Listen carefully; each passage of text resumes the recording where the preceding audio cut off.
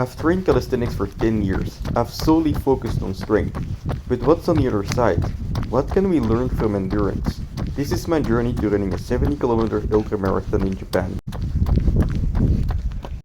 Okie dokie, boys and girls, it is day 58 of Road to Shimanami, and today I was back to the normal running instead of the walking running intervals, and oh boy, it was feeling rusty, but that's more so because in the past couple days I haven't been able to catch all of the sleep that I need, so it just goes to show that that's a very important factor, you know. You have to work hard, study well, and eat and sleep plenty. I haven't been sleeping plenty enough. Well, 7 hours, not too bad, but the difference between 7 and 8, in my opinion, when you're training a lot, is still a lot. You know, it's a big difference. So that's what I'm gonna try and do tonight to get those 8 hours of sleep. But anyway, back to the normal running. Very happy about that. And now it's time for a quick flash session. 30 minutes of general push strength. That's gonna be the theme of the day. So a general a workout for general push strength. I'm not going to focus on one specific way of pushing. I'm just going to I'm going to start with about 10 minutes of planche. So it's going to be 3 sets. And then after that, I'm going to take a 5-minute break and do about 15 minutes of dips. Trying to reach 500 reps in those 15 minutes. I'll see how that goes.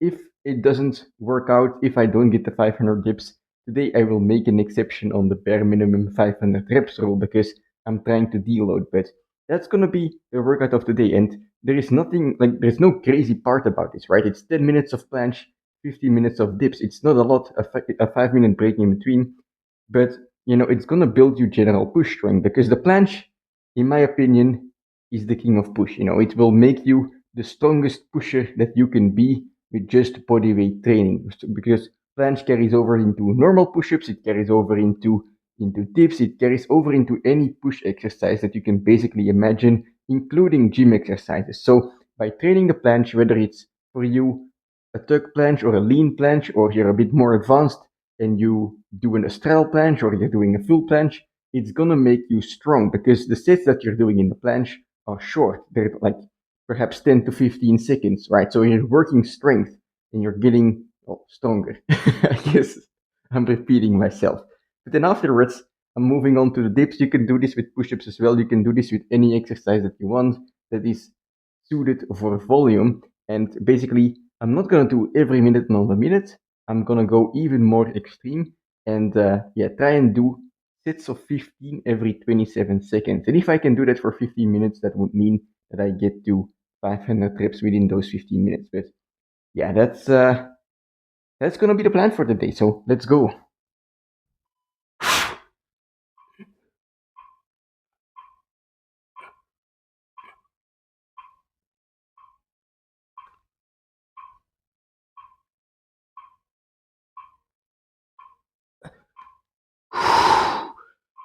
All right, let's save a little bit of power for the later sets, but that was not too bad.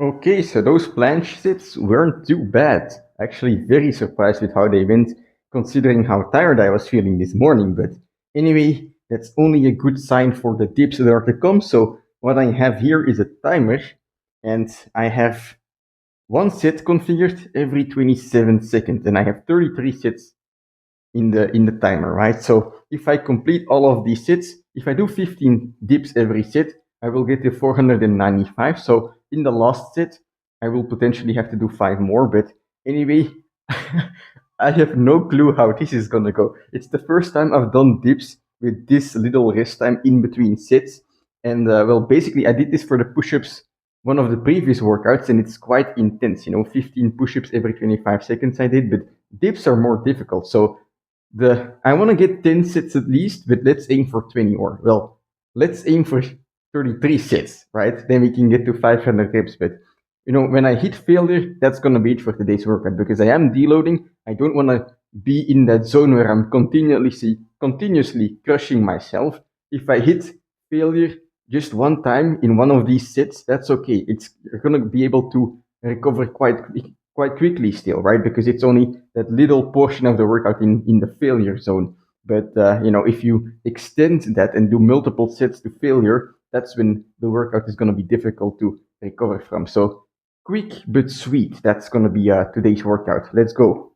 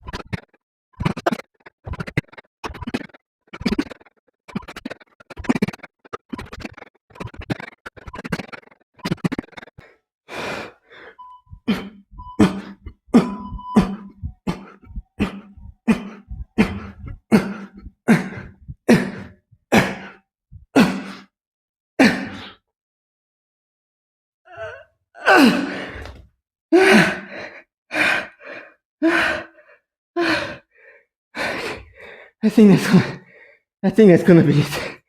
20, 21 sets. What the fuck? All right, so that's gonna be it for today's training. Let's do a quick pump check first of all.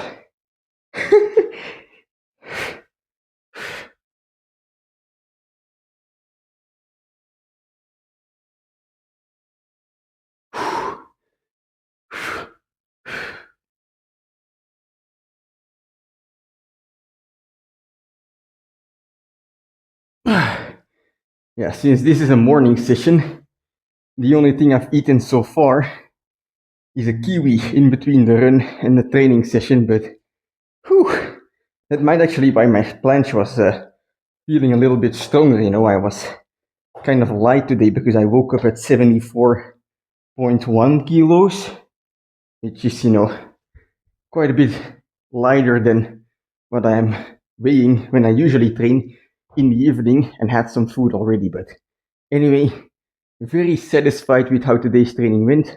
21 sets of 15 dips. That's 315 dips if my quick maths is correct, but very satisfied with how that went. Although I do think I wasn't paying enough attention to the lockout, so that might have been a soft lockout in most dips. But anyway, it's the first time I've tried this with this little rest time. It's insane. It's actually quite fun. So I might do it again because 500 dips in 15 minutes.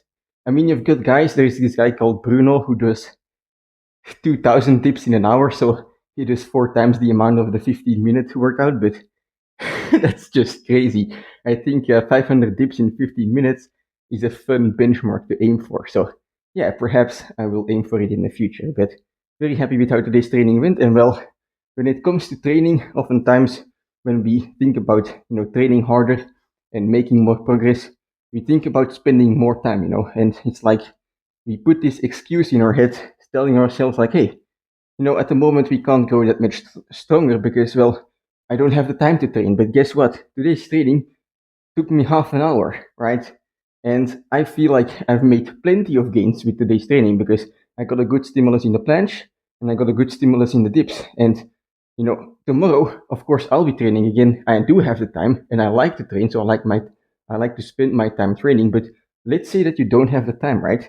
This training is intense enough to the point that you can recover for 4 to 5 days and then go again for half an hour and make plenty of gains sustainably for a long time, right? And so you don't really need a lot of time to train. You can get away with, half an hour, 20 minutes, maybe 2, 3 times a week, and make way better gains than, you would if you were to do nothing at all. I'm not saying that in those 20, 30 minutes, 2 times a week, you're going to make the same gains as a pro athlete, but that's also something you shouldn't be asking for if you don't have the time in the first place. If you don't have the time to train, or you're telling yourself you don't have enough time to train, but you want to make gains, you shouldn't be thinking about making the most gains humanly possible in any circumstances, right? Because, oh, I'm not making as much gains as a pro athlete. Well, I guess it's not worth it. That's not the way to think about it, right? You should be thinking about how much gains you are making compared to what you would make if you were to do nothing at all. Which, if you're doing nothing at all, you're gonna make zero gains or even lose them, right? That's negative. So if you can spend your time, right, 20 minutes, maybe 2 times a week, if it's to maintain, maybe 1 time a week, right? If you can then just maintain your strength in your level where you're at in those 20, 30 minutes, then that's already more gains than you're making doing nothing at all, because then you're just growing weaker. So I think, of course, it's good to maybe look at your schedule and see if you cannot make more time, right? Because more time would eventually equal more gains as well. But if you really can't, if you don't have the time, like actually, you can honestly tell yourself you don't have the time, well, then don't look at spending more time, but look at how you can spend the time you do have, how you can spend it more wisely, how you can spend it more efficiently, how you can make your workouts more intense within that limited time that you have. Because if you can make your workout more intense, you're gonna make progress. So, anyway, that's gonna be it for today. I'm gonna head downstairs, have some breakfast, get to work, and I'll see you tomorrow for a leg day, I believe. But we'll see.